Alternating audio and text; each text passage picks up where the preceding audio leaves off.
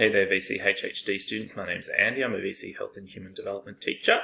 In this short video we're going to look at answering the 2018 VCE HHD exam, question number 8. Before we dive into question number 8, just a reminder the Health Resources Hub YouTube channel has a new video like this one coming out each day between now and the exam at the end of the year. You just can subscribe with the button that's in the bottom of the corner of the video there, and please tell your HHD friends to do so too. I'm running the ACE Health and Human Development exam preparation sessions at the end of the year, and they're available to book at the moment at book.acedvc.com.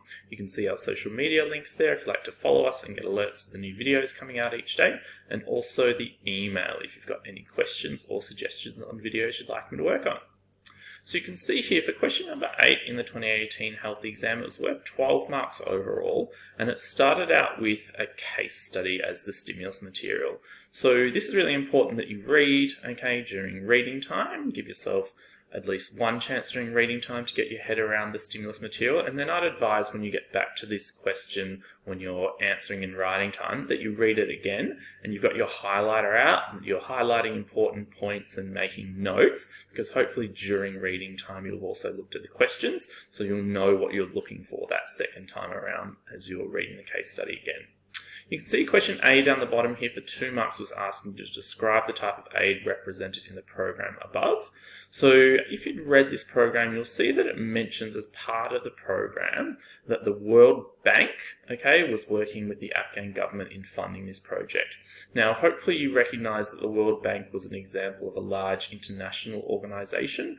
So that meant that this was multilateral aid, okay? And so you could have mentioned that in your answer, that because the World Bank, okay, a large international organization, was carrying out, okay, the funding of the project, it was multilateral aid, and that's where many donors contribute to those large international organizations, which then go on typically to fund large projects like this one here. So that would have gotten you the 2 marks for 2 statements there.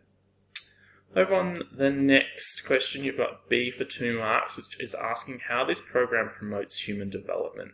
So remember, when you see a question like this, it's kind of like health and well-being and health status. You've got to realize that this means that you need to be referring to a couple, okay, at least, of those phrases from the human development definition.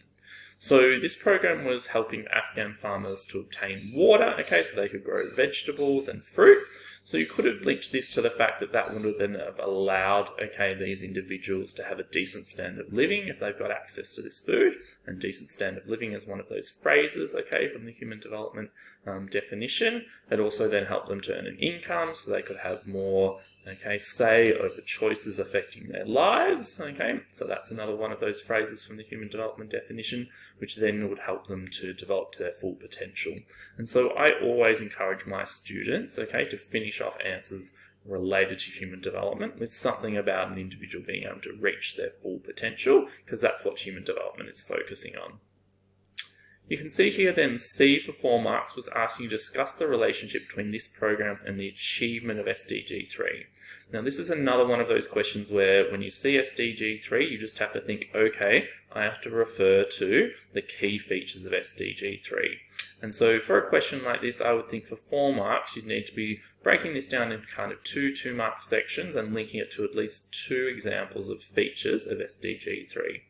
So once again, you might have talked about how the program, okay, was focusing on allowing individuals to grow their own fruit, okay, and vegetables, which once they consume would obviously provide nutrients to strengthen their immune system.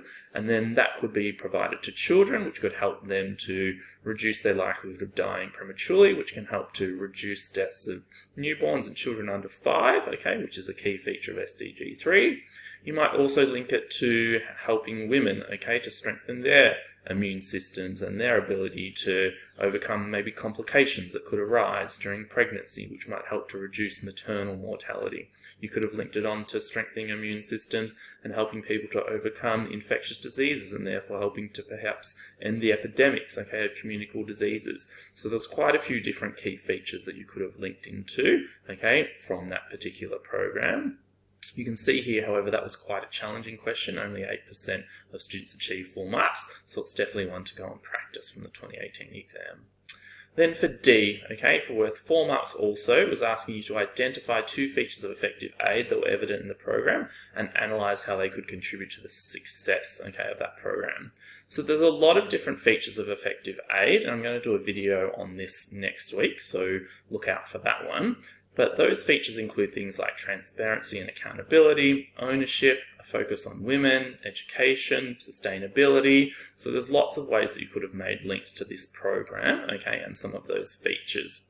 You can see down here in this sample of a high scoring response from the examiner's report, they focused on how the program, okay, was being transparent and accountable by talking about where the funding was coming from for the program and what was happening with the funding.